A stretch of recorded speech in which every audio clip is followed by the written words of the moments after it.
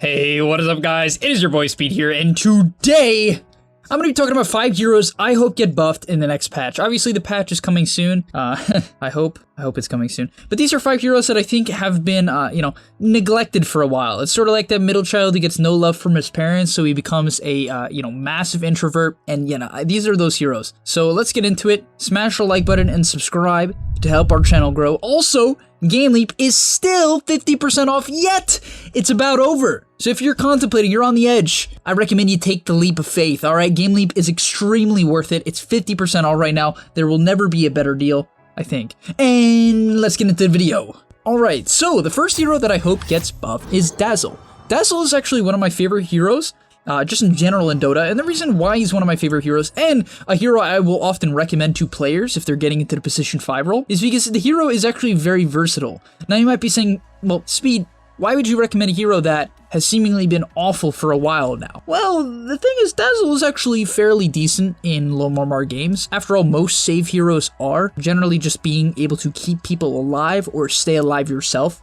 aka Ogre and Undying. It is good in low MMR solo queue, or even average MMR solo queue, right? From like 1 to 4k MMR. And also what I like about DAZZLE is the fact that the hero has a very solid laning stage. The hero has one of the hardest level 2 spikes in the game, having a low mana heal that can potentially do a ridiculous amount of damage is broken. The problem with DAZZLE is that the hero's spells are actually kind of hard to use in the laning stage.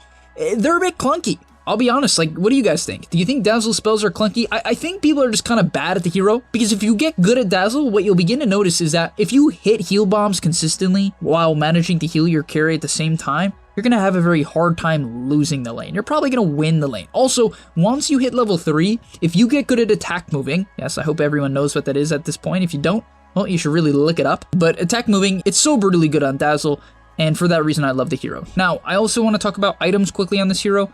The main thing on DAZZLE that I see people doing wrong on DAZZLE is rushing Aether Lens. Now, why am I so anti-Aether Lens? Because what I like about DAZZLE is his ability to be very tanky and hard to kill. If you go on a DAZZLE and he heals himself and he graves himself, he can waste up to 7 to 10 seconds in a team fight, like with some Slark who's trying to kill him, right? That is absurdly valuable. The amount of time you can buy for your team is huge. And if you buy an Aether Lens, yeah, I mean, sure, it could theoretically work out. You know, you could get value out of it, but at the same time, what is broken right now is buying a wand, tranquils, raindrop, windlays, clarity, and a cloak into a glimmer cape. No joke. And so yeah, what I'm hoping they do with DAZZLE is they make Poison Touch a little bit better so that he has a more dominant laning stage, and they buff Shallow Grave at level 1. I think the hero, is just so bad at level 1 when it comes to Graves. So yeah, that's my first hero. Alright, coming in at number 2 on the list, we have PUDGE.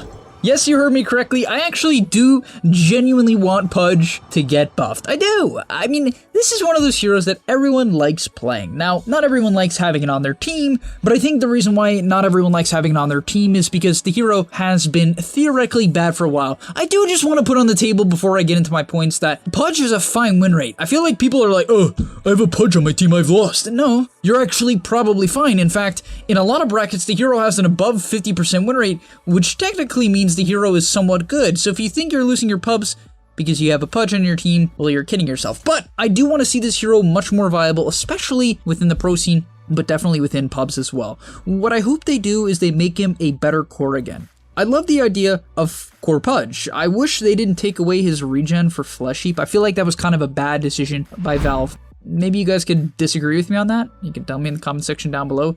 But I do feel that when the hero had HP regen and it could be played as an offlaner and a mid laner with good sustain by buying ringer protections and taking the health talent, it was fun. It was enjoyable. The hero farmed really fast. It had a very clear goal in mind. Hit a lot of creeps, become very tanky, and then rot people to death. But ever since they removed that, PUDGE has been basically unheard of in high MMR games, and I hope that changes very soon. Next up on the list, we have Shadow Fiend. So for Shadow Fiend, this is a hero that I obviously play a little bit. I played him recently, the video that you guys watched about me countering cores. It's not that this hero is completely unplayable, but it's definitely bad in a lot of regards. The way that it's bad in a lot of regards is that Shadow Fiend dies too easily. That is my main problem with this hero. No matter what item you buy, it feels like Shadow Fiend dies way too easily. Way too easily. Literally, no matter what you buy, he dies. If you have a BKB, you feel like you just get right-clicked to death. Your hero still has 1700 max HP, and that's my problem with SF. If you do not stomp the lane, you're unlikely to stomp the game. And so what I hope they do with this hero is make him a little bit more sustainable in some way or another. I don't know, maybe even just full commit to making SF a magical damage hero. I wouldn't mind that. Imagine that, guys. I feel like that could be pretty fun if they, and this will never happen, but imagine, right? Imagine if they just made it where instead of Necromastery, they give him like, I don't know, Arcane Supremacy.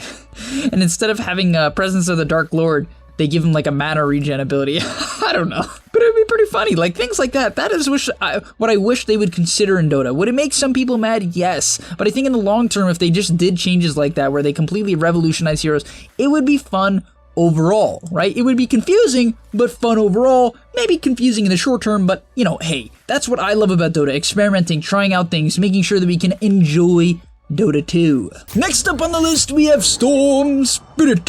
So for Storm Spirit, the weakness of this hero is, you know, the fact that it's very awkward. When you're playing Storm Spirit, there's just points in certain games where if you don't get enough kills, what ends up happening is that your hero feels completely useless. You know, you have to ask yourself the question, do I want to play a hero that can farm or fight? It can do either one, but if I mess up a couple ganks in a row, it's very difficult for me to fight anymore. You know, sure, you can still farm, you can still split push, but it's not going to be good enough at that point of the game. And so the issue with Storm is that he's too hard. The only players that can play Storm right now are the top players of Storm. I really mean that. And the only time anyone else can play Storm is when the hero is actually good. Storm has always had this issue within Dota where if he's too good, he's too good, right? If the hero's good, he's extremely good, right? If he's good, he's ridiculously good. He's unstoppable. He's impossible to kill. He's a tanky hero in the lane with good base damage. And sometimes he feels like he's completely useless. And I think right now he's more leaning towards completely useless, especially in the pro scene. I think the hero in recent tournaments had like a 20 or 30% win rate. I did see the hero win recently. I think,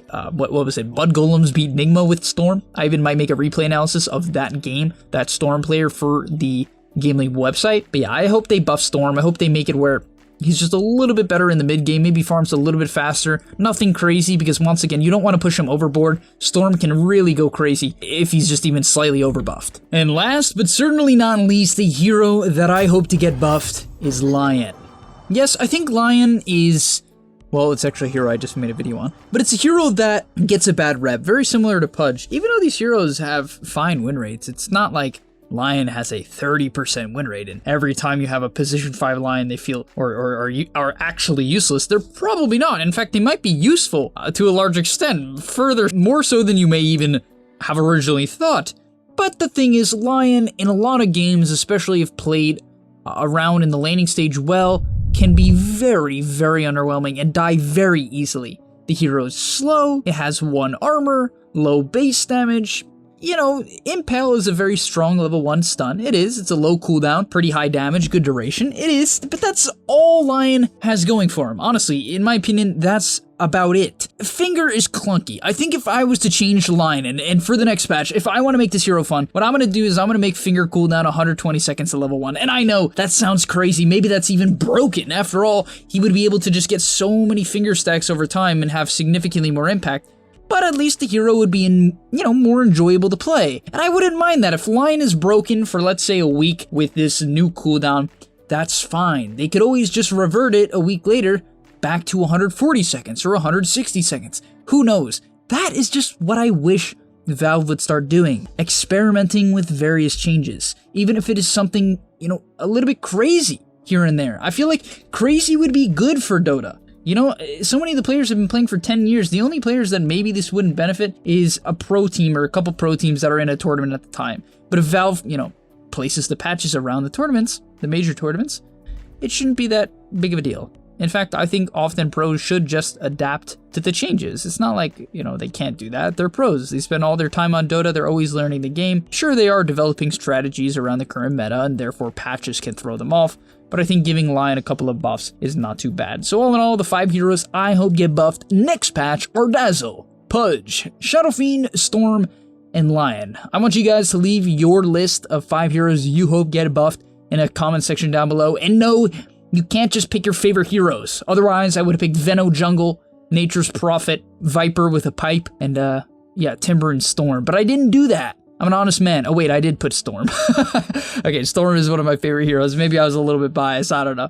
But alright, thank you guys for watching. If you enjoyed, please do like, subscribe, and I'll see you in the next one. Peace. Before you leave, just want to say a quick message. If you're trying to get better at Dota or you just enjoyed that video, I know this is pretty general, and you're going to hear this quite a bit from me, but I recommend you sign up to gameleap.com. Why? Because I put a lot of effort into the content over there, and generally the effort I do there is different from the content you're going to see here on YouTube. It is different.